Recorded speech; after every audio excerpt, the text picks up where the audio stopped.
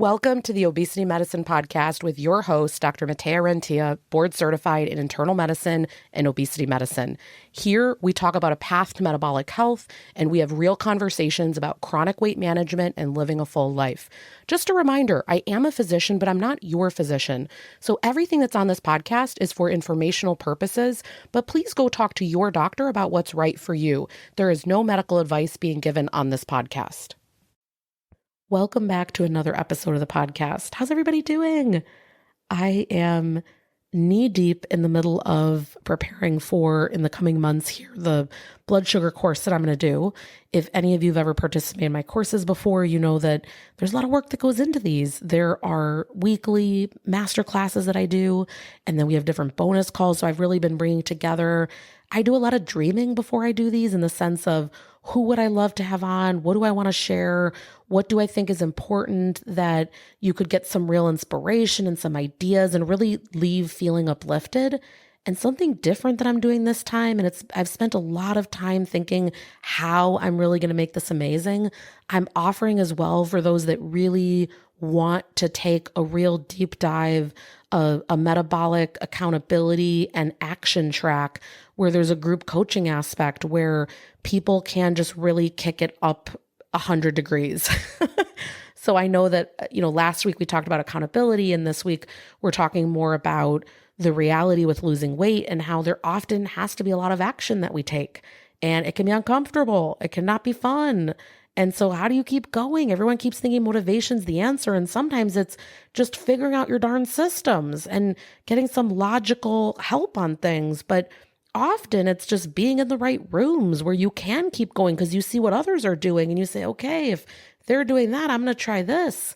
And you do that. So I've been spending a lot of time figuring that out. So if you're interested in participating in that, if you're already on the email list, don't worry about it. But otherwise, there's an email to the wait list.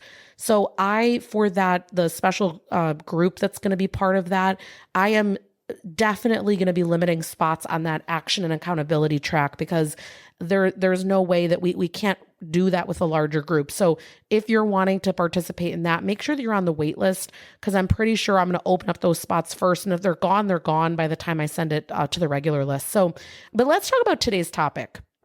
This is something that by the way, I have re-recorded this podcast multiple times. So let's see if we can get it right this time. When I see people losing weight and keeping it off, it is not on accident. I just want to start with that. I feel that often if someone is struggling or they're having a hard time, there's lots of thoughts of, why is my body doing this to me? Why can't it be different? Why does it have to be hard for me? All of those kind of things, which are all valid and are all things we can work through. But what I want to start with is this.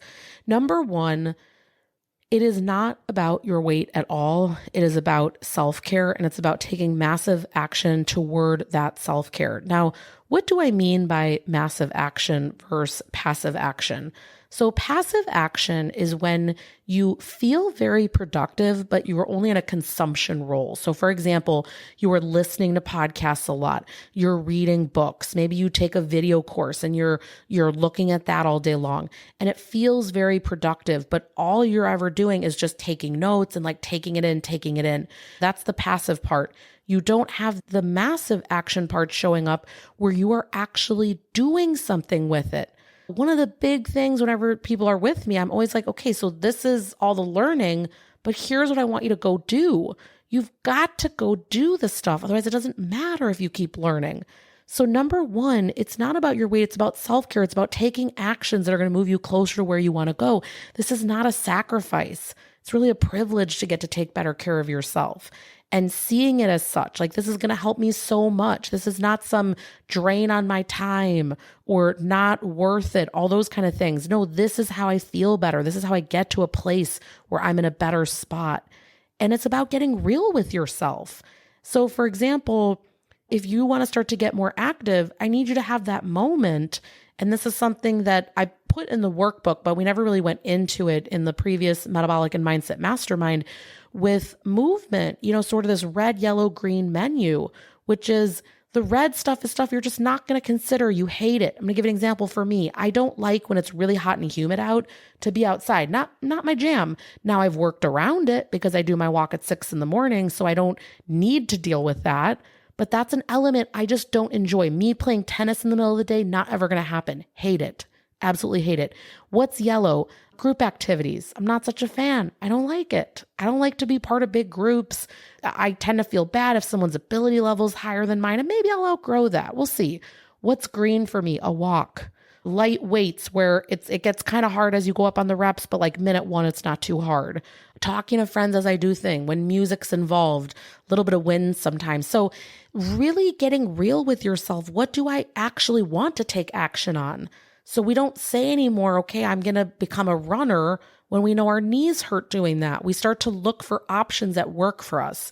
We get real. We know we're going to take action, but you do it in a way that's aligned. And number 2 is this. You need to be all in. This is where that massive action part comes in. You need this to be a non-negotiable. A lot of people, I hear this aspect of overwhelm and indecision. I don't know what to do, or I don't want to do it, or I set the goal and then I don't do it. And why do these things need to be a non-negotiable? You need to be super clear on what your why is. It needs to be crystal clear. So let's just keep the movement track alive, because it's been something I've been on a kick recently with. Why would we choose to do a lot more movement? And by the way, I'm bringing on much more of an expert on this. So stay tuned for an episode coming up here with Ali Novinsky. She is absolutely amazing with this body composition and movement. So I'm going to be talking to her actually later this week. So stay tuned for that. But one of the reasons that we really want to do movement, number 1, we're not ever doing it for weight loss. So please hear me when I say that. You could do hours and hours per week, not clinically significant weight loss by the end of the year. So we're not ever doing it for weight loss. But one of the reasons is that it really regulates your nervous system. It really helps to complete the stress cycle. This is massive as far as you being able to have control of your life, being able to have control over food, not feel stressed out all the time, feel like your life is not a mess. Part of that is movement. I have yet to meet people that are really in great mastery of their life that are not in some capacity moving. It doesn't have to be big things. It could just be like a 10-minute walk a day. It could be like a few times a week, some weights. But in some capacity, if we're not moving our body, we lose a lot of muscle mass. So we feel very weak. Our balance starts to suffer. The cardiovascular health goes down. The mental health goes down. There are a lot of things that go along with that. Why would you want to sit there and exercise and make this a not negotiable? Because your nervous system is better regulated. You've completed the stress cycle. You just feel like it keeps you centered. It's interesting. There's a lot of things that as long as I take that walk in the morning, I can handle a lot of things that day. But if I don't, the day is chaos. So just really getting clear on being all in on what you're doing. Me deciding to do a walk in the morning, it didn't come out of nowhere. It was thought out. Okay, where's the time in the day? Why do I want to do this? Why am I doing this over something else? And I just got really clear on it. It was like the bar was low enough. It was a non-negotiable. It was like I can set the alarm. I like it enough that I don't mind doing it. All of the things aligned, but I'm all in. Unless it is like raining and thundering, I'm going to be out there in the morning. And the first thought in my mind, I want to normalize this for some of you out there. If you think, oh, I don't want to do it, normal, we don't need to engage with that anymore. We don't need to go down that thought process when the alarm goes off. The only decision is, are you going to physically sit up in bed, get the clothes on that you need, and put the gym shoes on and head out the door? That's the only decision. So there are techniques for this. For example, Mel Robbins, 5, 4, 3, 2, 1. You count backward to start to engage the thinking part of your brain, the prefrontal cortex. And the 5, 4, 3, 2, 1, when you get to 1, you get up and go do it, whatever it is that you decided to do. So there are little kind of like tips, tricks, and hacks to get this going. But what I just want to say is, are you taking action in your life, number 1? And number 2, are you all in on it? And what can you be all in on? What can be a non-negotiable for you? These are things that people are doing that are losing the weight and keeping it off. They're getting the veggies in with every meal. They're getting their water in no matter what. They're not saying, well, it was a hard week at work, this or that. They drink the water because they know they get headaches if they don't. They get more urges and cravings. They feel physically worse. The water bottles are already filled. They're not having to think about these things anymore because they're always doing them. It's a non-negotiable. They're all in on it. Okay. The third thing is this. They're doing things that they might not like, and they're open to it being hard, to be difficult, to be uncomfortable. Of course, it's going to feel that way when you've never done these things before. Of course. It's new. Why would we expect it to feel any other way? But doing something really hard every day, that is how we're going to get to a new place. Why? Why do I say that? Why am I like, oh, I want you to go do hard things? Number one, if you can feel the feeling that goes with it, you can do anything. Okay, so that's like the deeper work that I would do if you were working with me. But if you do these things, what ends up happening is you get to a place where it is normalized. Yes, I take a walk. Yes, I do these things. It gets easier. But there's an activation energy. This is a concept in science. If you don't know what I'm talking about, for certain enzymes and proteins to work, they need to sort of like have a little thing to unlock them. They need to a little bit go up a hill before the ball can roll down the hill. That's the activation energy. That's why all the enzymes and everything in your body is not just 24/7 working. It needs to work at the right time. We need the signal that it's time to work. So we want to activate new habits, new ways of being, things that are really part of you. That's going to be hard initially. It takes a little bit of energy to get that stuff going. But then it's the ball down the hill where it's easy and it's flowing. But we need to put in a little energy initially. So we need to not expect everything to be easy. Some things might be hard. Some things we might need to work through. I'm going to give you an example. Before we moved to Chicago, however many months ago, when I was living in Indianapolis, I had a treadmill in the garage. The surface of walking on that treadmill had a lot of give to it, right? When you step down, there's a little bit of almost like a bounce to it. Well, here I don't have that. And so I will literally walk inside the house if I need to, but I just walk around. There's these little walking trails. Well, now I'm on cement. It's a very different surface. And back in the day, I fractured my ankle when I was in third grade. I've got a pin in there. I've had a surgery. And I started to notice, that ankle's really starting to hurt me a little bit. And so I don't need to, yes, I'm doing stretches and all the things, but I decided, hey, let me try. Have I not updated my shoes in a while? Like magic, it was helpful, right? But again, challenges are going to arise, but we're going to say, hey, how can I make this work? Instead of, now I can't walk on these trails. It's, can I do something differently? If the shoes wouldn't work, I'd be asking a podiatrist or an ortho doctor. I'd be asking my friends, hey, what recommendations? I'm laughing because I'm thinking of someone that might be listening to this that's probably going to contact me and give me some good advice. So the point is, it's not necessarily physically or emotionally comfortable or easy to do these things. But you've got to start somewhere. No one is coming to make this easier for you. This is the challenge. This is the problem, right? Like we want there to be this perfect time when it's so easy to prep the food and do the things and like really be on top of it. No one's coming to create that for you. You have to create that. So you have to be the change you want to see. You've got to do this in your life and it will get easier, but you've got to go through that river of misery. You've got to go through the period where it's challenging, where it's hard, where it's different, where you have to show up as a different person to get different results. So this is the part of kind of that I said today where it'd be a little bit more of sort of a tough man version, because I'm all about love and honoring and compassion and things like that. But we need action to go with compassion. So we don't just sit there in the compassionate role. Okay, so if you're someone that you've been listening to this and you think, gosh, I want to be someone that's taking more action. I'm doing more of that, that massive action role, things like that. That can be hard to get into if you've never had anyone help you with that before. So again, what I was talking about in the beginning, if you want to be part of that, really that accountability and that action track that we're going to do, and you really want to work on these things, consider getting on that wait list because that's going to be your opportunity. I want to normalize that most people that are achieving big things are getting a lot of help. I can't even tell you if I don't know, I forget if I mentioned this at the beginning of the episode, but I have a coach that helps me on the business side. And you'd think it's not her sitting there and making business decisions for me. That I do on my own. But it's us sitting there and having some co-working sessions saying, okay, what could it look like if we did this, if we did that?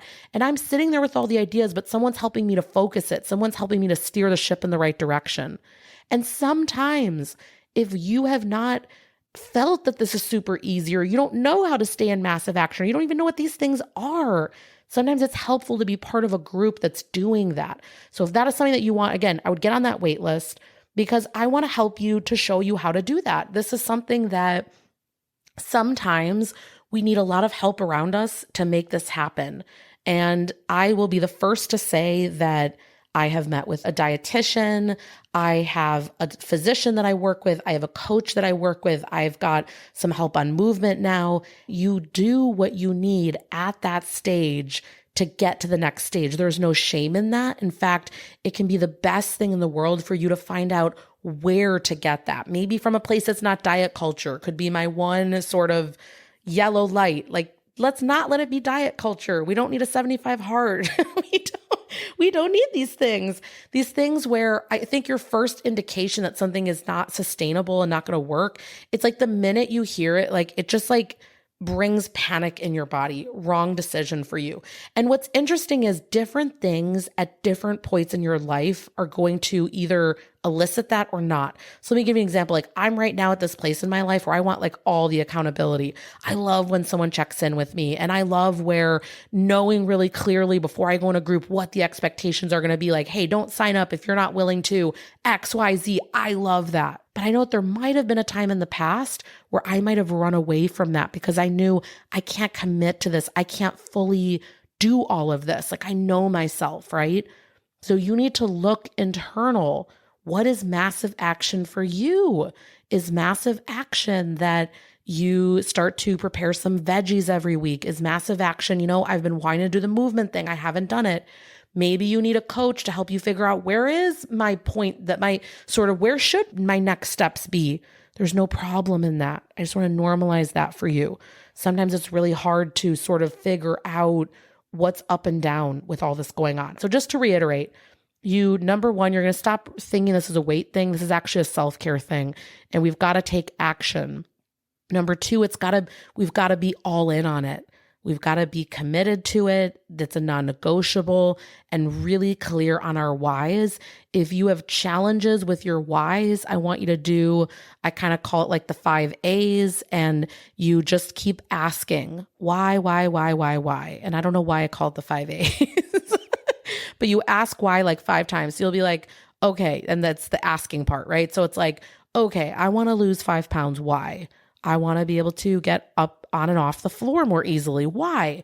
Because I'm discouraged that a task like this, I don't want to feel like I'm going to fall over all the time doing that. Why? Because as I get older, I want my balance to be there. I want to be for my kids. Why? And when you get down to it, you're like, usually it ends up being because I deserve it. I deserve to be able to move around this world and not feel like I'm going to break a hip at any moment. That can be a totally valid reason. Remember, your whys are your whys, and you don't ever need to justify it to anyone else. So when we keep asking why, when you're answering something, you usually end up getting down to something kind of juicy. You end up getting down to something, why should I not deserve that? Like, who's more deserving of that? You start to get down to a little bit of an angry flame that we need there. That is better use of your energy to get down to that why than trying to ask for motivation all day long. I just want to give you that as a perspective. All right, we got a little off track. So number 2, we need to be all in. Number 3, we're going to be open to it being hard, different, uncomfortable, whatever it needs to look like. We don't care because we're signing up for all of it because we want to get this done. We want to figure this out, and it's not going to be a problem anymore. It does not matter how I need to feel along the road because I'm going to be so freaking proud of myself for even being on the road. All right, I hope you all have an awesome rest of the week, and we'll talk next week.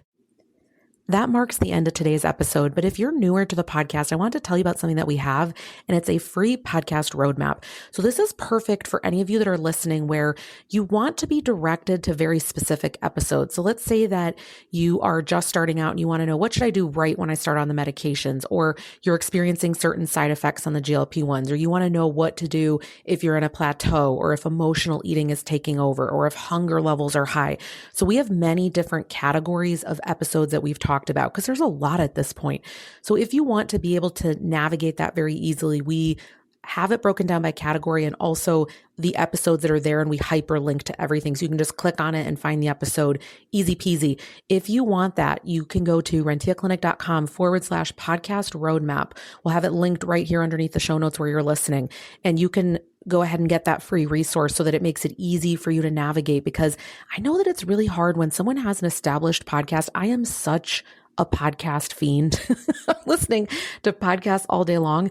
And when I find one that I love, but there's a lot that are out there, I am so lost. So I hope that you enjoy this free podcast roadmap. Again, the link to get to that is going to be renteaclinic.com/podcast roadmap.